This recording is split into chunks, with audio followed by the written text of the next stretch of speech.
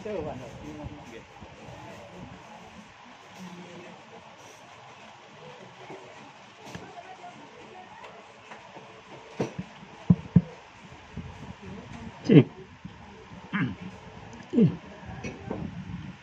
Bismillahirrahmanirrahim. Assalamualaikum warahmatullahi wabarakatuh.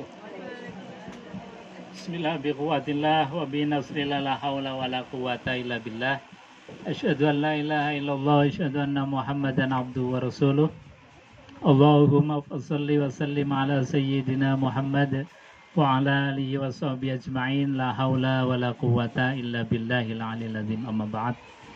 Yang saya hormati pengawas Bank Infak Busur dan juga ibu-ibu yang lain, yang saya hormati pengurus harian dari ketua, sekretaris, bendara yang hadir pada kesempatan siang hari ini.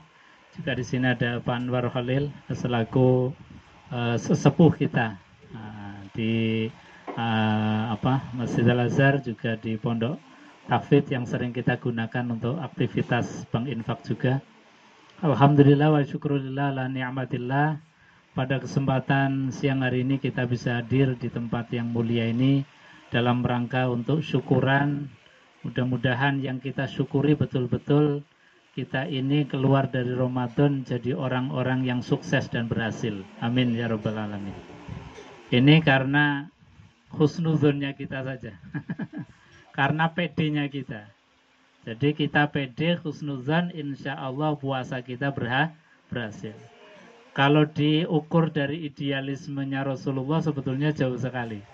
Tapi karena kita PD, karena kita yakin Allah itu Maha Rahman, Maha Rahim, Allah itu Maha Ghafurur Rahim, meskipun dalam keadaan ibadah yang sangat minim, ibadah yang mepet-mepet, ibadah yang cuman begitu-begitu saja, tetapi kita memberanikan diri mendeklarasikan kita adalah pemenang-pemenang Ramadan. Insya Allah. Soalnya kalau kita itu mengukur dari idealismenya Rasulullah, itu ya memang jauh sekali. Rasulullah bertemu Ramadan itu paling hanya 9 kali. Kita ini ada yang sudah 50 kali, ada yang sudah 60 kali, ada yang sudah 70 kali bertemu Ramadan. Tapi kualitas Ramadan ya kelihatannya kita masih biasa-biasa saja. Karena apa? Barangkali Bapak Ibu, kenapa kita Ramadannya masih biasa-biasa saja dari idealisme Rasulullah? Karena setiap kali kita menyelesaikan Ramadan itu tidak ada audit Ramadan. Nah, ini kalau bahasanya Busur itu audit Ramadan menjadi wajib. Karena sesuatu kalau nggak ada auditing, nggak ada evaluasi, maka tidak ada rencana ke depan perbaikan. Nah, termasuk Bank Infak dan apapun juga harus ada auditing kinerja, harus ada evaluasi supaya yang akan dilakukan di tahun yang akan datang lebih baik daripada yang kita lakukan kemarin. Ini makanya kita halal bihalal ini yang terpenting itu di samping kita saling memaafkan juga harus ada auditing Ramadan. Nah, auditing Ramadan kita tidak akan bisa lakukan kecuali harus tahu idealismenya dulu yang kita pengen capai. Harus ada contoh idealisme Ramadan terbaik. Harus ada contoh idealisme Ramadan sempurna. Yaitu Ramadannya baginda Rasulullah Sallallahu Alaihi Wasallam. Nah, kita harus mencontohnya ke sana.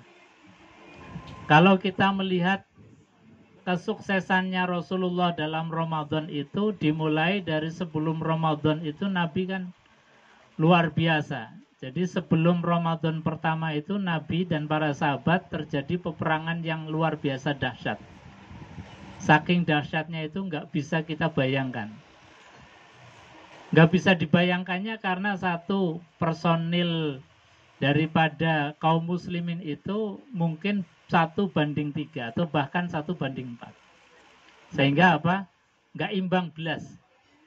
Jadi perang kok nggak imbang itu ya setor nyawa. Yang kedua, ketidakseimbangannya bukan hanya personil, tapi juga alat perangnya. Dalam hadis disebutkan satu pedang gantian untuk 10 orang.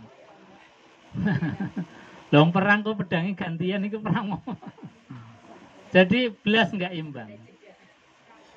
Iya. Jadi perang pedangnya kok gantian. Ini ya sama saja dengan menyetor nyawa kita.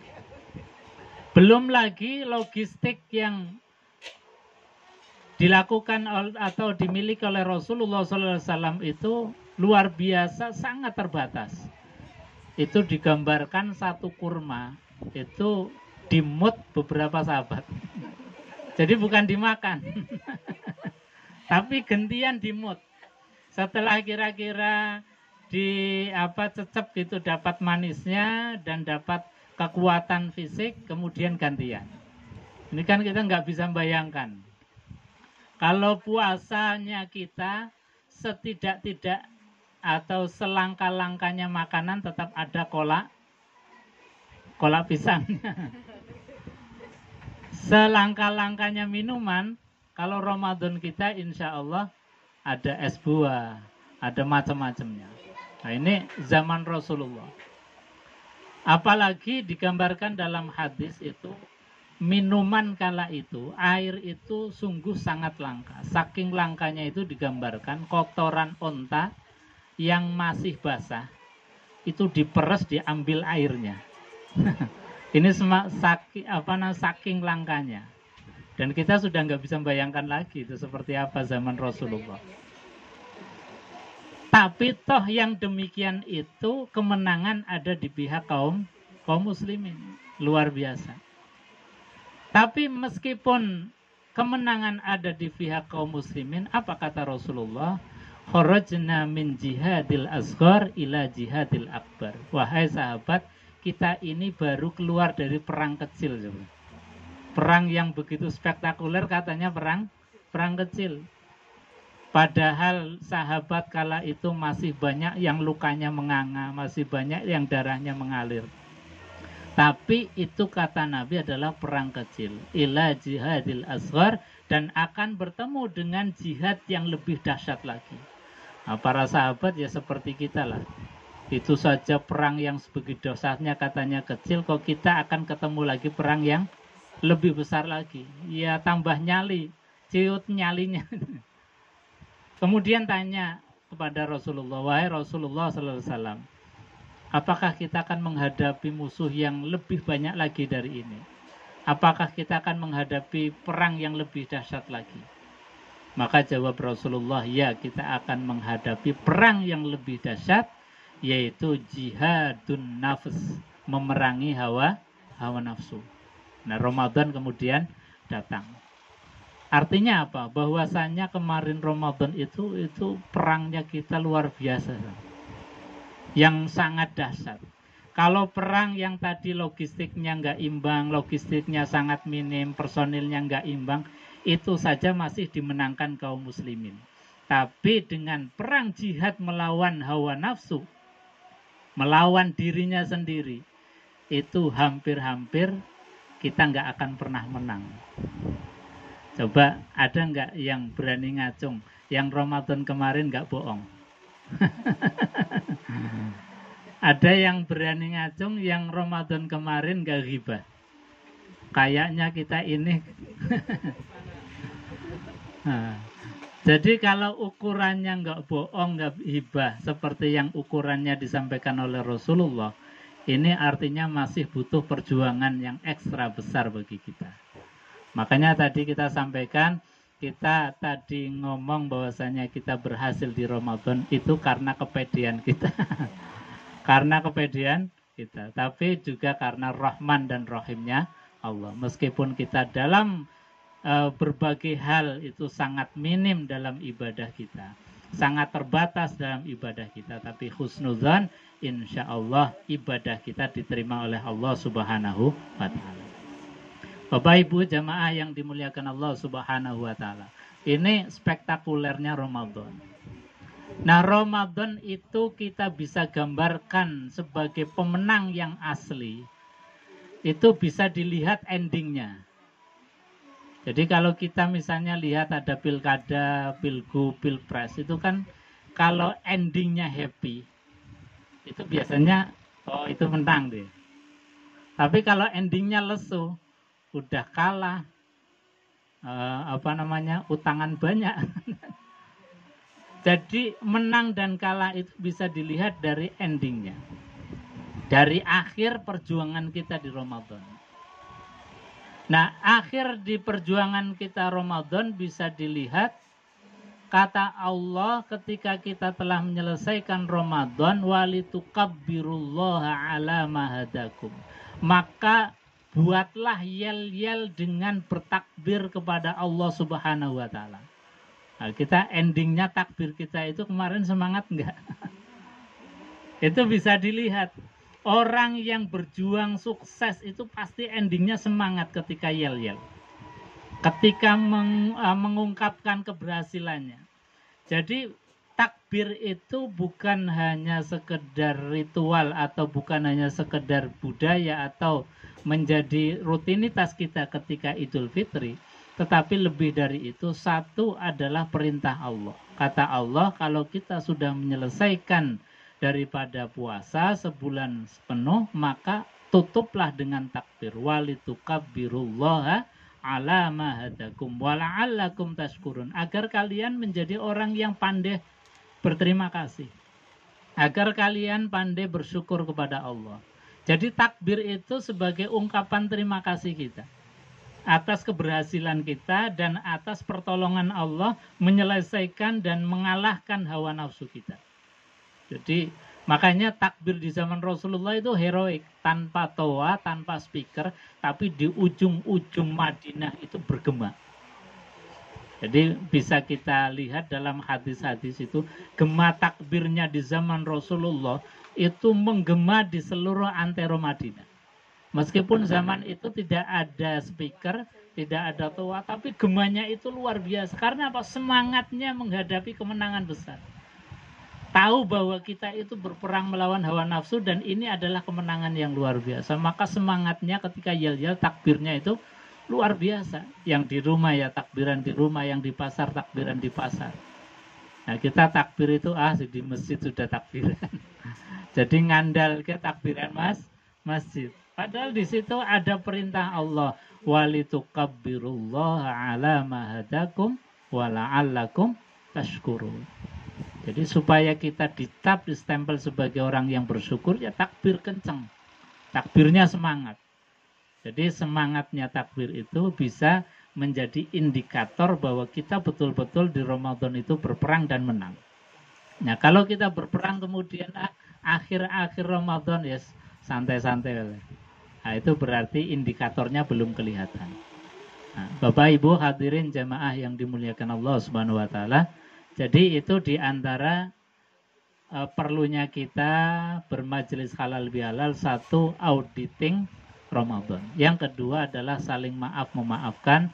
Tentu ini bukan hanya satu hari atau di bulan Syawal saja, tapi paling enggak kita mari belajar halal bihalal ala sahabatnya Rasulullah. Nah, ini tentu ini halal bihalal yang ideal. Kalau ideal halal bihalalnya kita kan sambil makan-makan, sambil kongko-kongko, nanti nunggu syawal. Tapi idealisme halal bihalalnya para sahabat ini diceritakan dalam sebuah hadis Rasulullah. Ketika Rasul lagi kumpul-kumpul bermajelis bersama para sahabat, Nabi itu ngendikan, wahai sahabat, sebentar lagi itu ada fulan ahli surga mau datang. Itu ternyata betul, ada orang datang ikut bermajelis bersama Rasulullah. Hari berikutnya Nabi mengatakan yang sama. Fulan, itu sebentar lagi ada ahli surga datang. Orangnya sama, datang. Ikut bermajelis bersama Rasulullah. Hari ketiga sama, datang. Nabi mengatakan hal yang sama. Nanti akan ada ahli surga yang akan datang. Nah, ini ada sahabat yang saking penasarannya, ini Nabi mengatakan si fulan itu ahli surga. Dikatakan nggak cuma sekali tapi 3 kali dalam majelis yang dihadiri yang banyak sahabat mendengar. Akhirnya apa? Si sahabat tadi yang penasaran setelah bermajelis bersama Rasulullah itu ngikuti si fulan tadi yang dikatakan sebagai ahli surga. Sampai di rumah kemudian bertamu dan minta izin bertamu untuk bermalam. Nah, untuk bermalam ya kira-kira mau menyelidiki gitulah. Jadi kira-kira amalannya apa sih? Kok dikatakan sebagai ahli surga? Kemudian bermalam dia lihat kok ibadahnya biasa-biasa saja ya. Qiyamul lailnya juga biasa-biasa. Bahkan di dalam hati sahabat tadi kalau dibandingkan dengan aku kok kayaknya banyak aku kira-kira gitu. Sampai 3 hari belum menemukan hal yang spesial. Tapi karena sudah 3 hari kemudian mau pamit. Tapi sebelum pamit minta izin kepada si fulan tadi, wahai si fulan 3 hari yang lalu engkau disampaikan oleh Rasulullah bahwa engkau adalah ahli surga. Nah saya bertamu 3 hari ini sebetulnya penasaran apa sih sebetulnya amalan kamu. Dan selama saya 3 hari di sini kok nggak ada yang spesial. Barangkali ada ibadah yang mungkin aku belum tahu. Ada ibadah yang dirahasiakan. Tolong sampaikan supaya menjadi pelajaran bagi aku. Nah, karena disampaikan, ditanyakan, kemudian si fulan yang dikatakan sebagai ahli surga itu menceritakan, wahai sahabat Rasulullah, bahwasanya aku memang punya amalan sirriyah, amalan rahasia yang tidak ada yang tahu kecuali aku dan Allah Subhanahu wa Ta'ala. Amalan rahasia itu adalah aku sebelum tidur, setiap hari sebelum tidur, sebelum memejamkan mataku, sebelum aku terpejam matanya, itu aku dalam hati mengikhlaskan orang-orang yang telah menzolimi aku di siang hari, yang telah menyakiti aku di pagi hari, di sore hari, maka aku maafkan semua. Jadi ketika mau tidur itu sudah merelakan ketika pagi hari, siang hari, sore harinya terzolimi orang lain, dia maafkan. Dia sudah nggak ingat-ingat lagi. Dia sudah memberikan maaf kepada mereka, bahkan didoakan. Dan saya juga berharap andai kata ada orang yang aku zolimi di pagi hari tadi, di siang hari tadi, di sore hari tadi, mudah-mudahan mereka pun membukakan pintu maaf untukku. Nah, ini kan halal bihalal yang luar biasa. Dan ini kemudian Allah sampaikan melalui lisan Rasulullah SAW atas daripada amalan sirriyah yang luar biasa, merelakan ketika ada orang lain menzoliminya, dan ketika dia menzolimi orang lain juga mendoakan supaya orang lain pun membukakan pintu maaf. Ini mudah-mudahan menjadi pelajaran bagi kita, meskipun kita punya tradisi halal bihalal, tapi halal bihalal yang hakiki ala sahabat Rasulullah yang lebih ideal, mudah-mudahan kita bisa melakukan setiap hari. Amin Allahumma amin. Saya kira itu saja, nggak bagus kalau berpanjang kata karena ini sudah disiapkan semua oleh Bu Yanti. Mudah-mudahan kita diberikan oleh Allah Subhanahu wa Ta'ala kesehatan yang sempurna zahiran batinan, keluarga kita menjadi keluarga yang sakinah mawaddah warahmah, anak-anak kita menjadi anak-anak yang soleh dan solehah, dan lembaga kita khususnya Bank Infak Amanah bisa terus berkembang, kita selaku pengelola bisa amanah, jujur, dan bisa mengemban amanah dengan sebaik-baiknya. Amin ya rabbal alamin. Kita tutup dengan berdoa.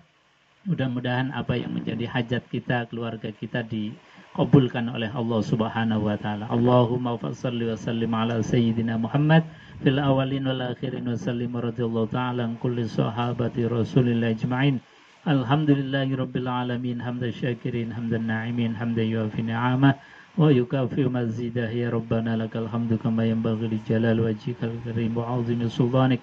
Allahumma hasil maqasidana maqasidal haq maqasidad dunya wal akhirah Rabbana ighfir lana wa liwalidayna warhamhuma kama rabbayana shighara. Rabbana hab lana min azwajina wa dhurriyyatina qurrata a'yun waj'alna lil muttaqina imama.